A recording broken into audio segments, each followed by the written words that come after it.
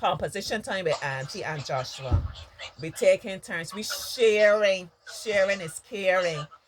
So I'm gonna give him a sentence to start off the story. He will give me the first sentence following on, and then we playing tennis with it back and forth. So Joshua, it's starting off.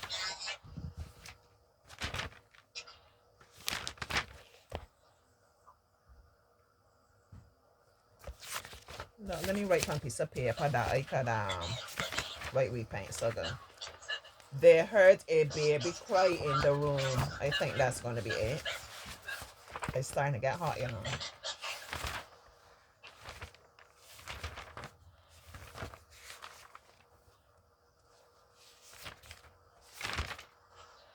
They heard a baby cry in the room. They heard a baby cry in the room. Give me the next sentence, Joshua Boo. They heard a baby cry in the room. So you give me, you continue with the story. The baby was the neighbor's. The baby was the neighbor's.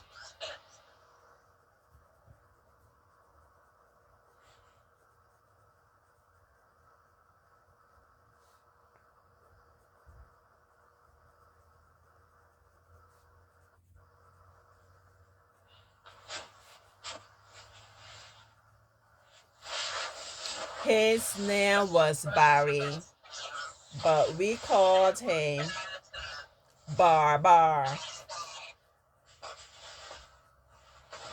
Your turn, Joshua.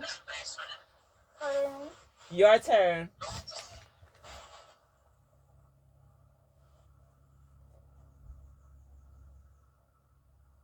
You got to think about why the baby might be crying, right?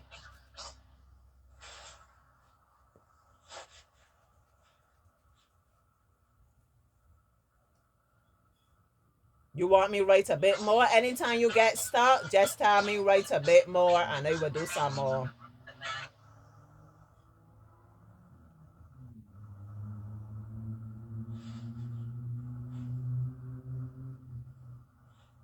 The baby was crying because it didn't really know where it had come from. He was crying because He didn't know which house he had come from. right.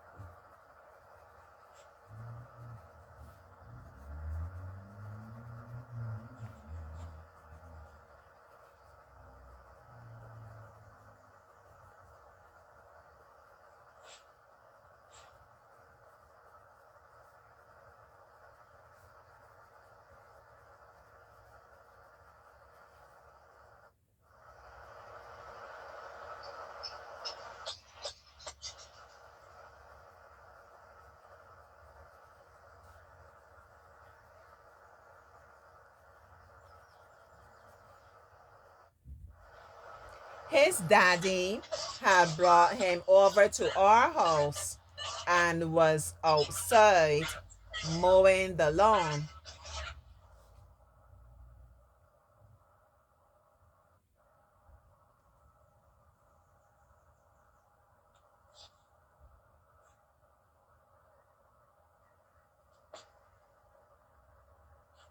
And he looked behind. He saw his father following him. When he looked Behind, he saw his father following him. when he looked behind, he saw his father following him.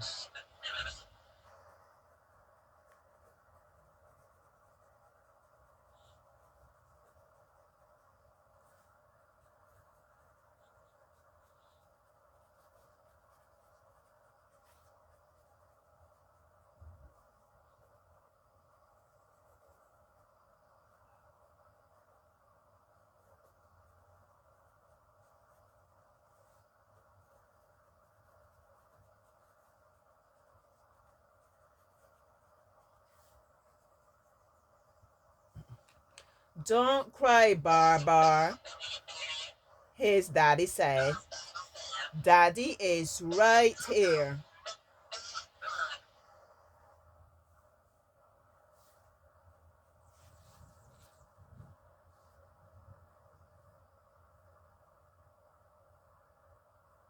And then they walked home.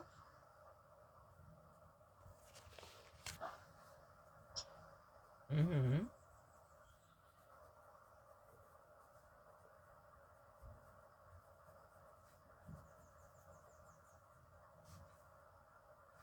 Then there was home.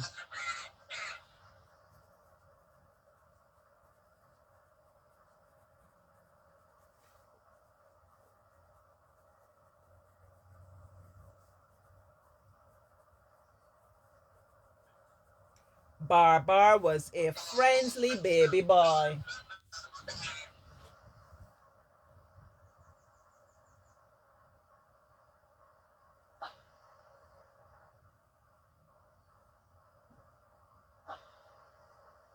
The mother saw the baby pen was open. She saw the baby and was opening the door. She saw that the baby pen was open. Oh, the mother saw that the baby pen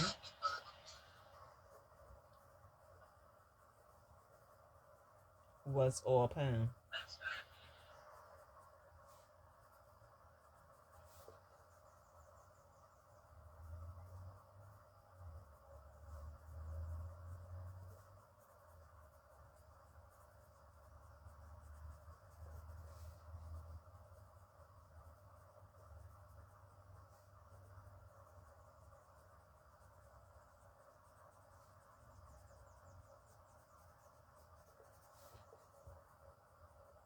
She did not know that Barbar had been at our house, so she started to panic.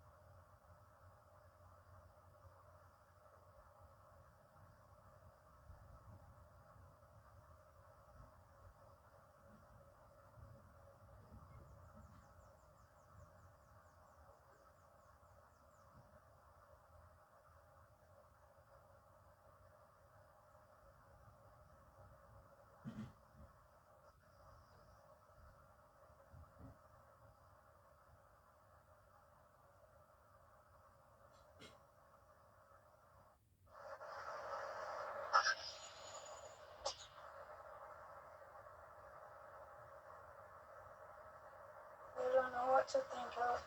You don't know. So if she started to panic, what do you think she might do? Let us picture it in our mind. She's inside the house. Maybe she was cooking in the back washing or something. And when she come back in the room, she saw the playpen it open. Where's Barbar? I can't find him, and she panicking. What do you think might be the next thing she would do? Look for the father. Right. Let's give the father a name. What you want the father's name to be? John. John. All right.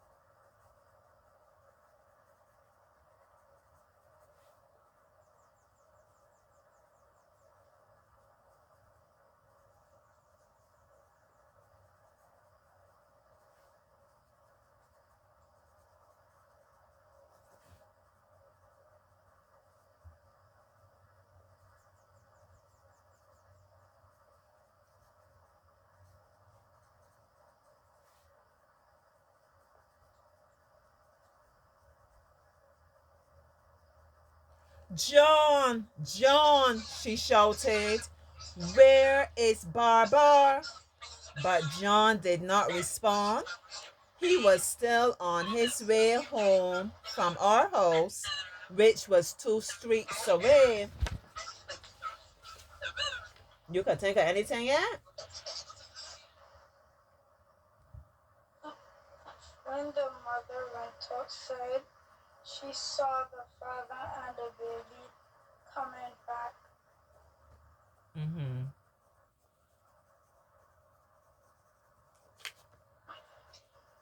She saw the father. They were probably at a distance, right? The father and the baby at a distance coming back.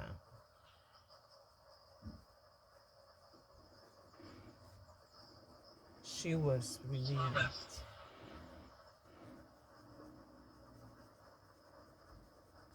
And took a deep breath.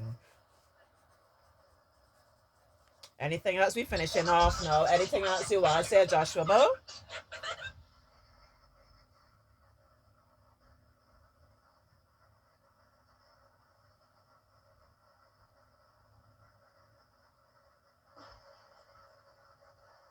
When they got inside, she carried the baby to Broad Street.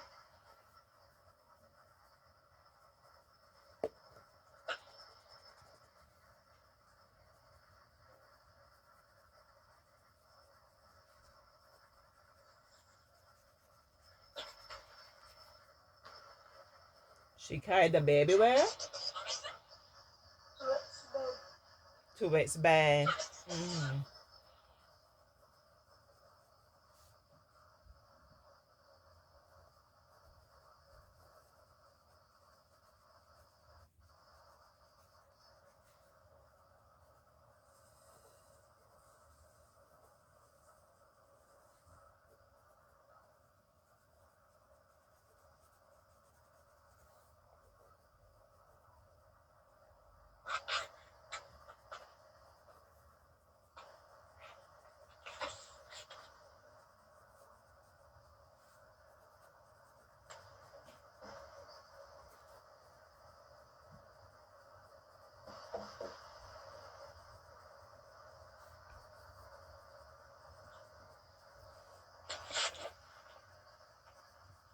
She gave Barbar a big hug and kiss and told John, you gave me a fright. Next time, let me know where you are going. Or you want to finish? Y'all finish strong for me here now, Joshua. What do you think John would say to her?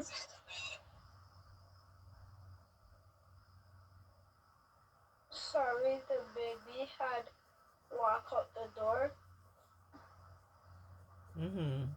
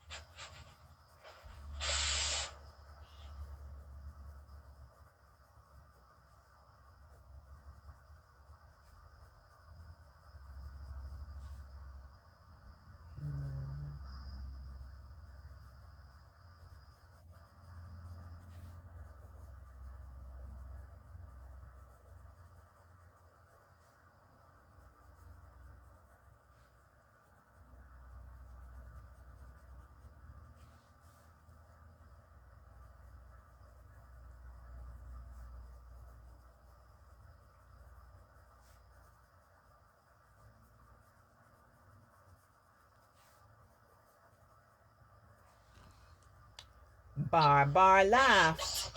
His parents laughed too. You know just what you are doing, said his mom. We have to be more careful with you. All right, we got to end it there. Yes. All right. You know that I gotta come back now and read it officially. You enjoy writing that story, Joshua? Yes. Yeah, so I like when we do these little exercises and do it back and forth. Because if I had to write it for myself, I might picture it's gonna start this way and I thinking it through. You know, sometimes you do like a composition and you can kind of map it out right to the end. Sometimes you do it and you just allow it to flow, like you even surprise yourself, right? But either way, how you yourself will do it, mapping out, going down the road, it's different than like when you taking turns. You seeing it one way, I seen it one way, Joshua seeing it another. So every time there is a kind of call and response, it's fluid. I write it one way, he writes his part. You know, like when you're using the Google Maps and sometimes you don't go along with it and it says like reconfiguring, like it has to change now to suit where you are now. So that's how it is with the story. And that's a very good exercise to do to keep the mind sharp, reacting, right? Responding, adjusting. It's a very good exercise. Yeah. I enjoy it. I need to do it more often. And I actually try to restrain myself. Like when we had these pauses in between. And I said to myself, don't prompt him. You know, it's automatic. I will be like, you stop if this happen. What you think this happening? How you think this body will respond? How you think this body will feel? I like to just try to rein in myself and be still and allow him to be saying that in his own mind without Auntie's interference. Right? Once again, you know when to pull, when to push, and when to pause. Pee, pee, pee. Yeah. All right, I'm going to read it for you now.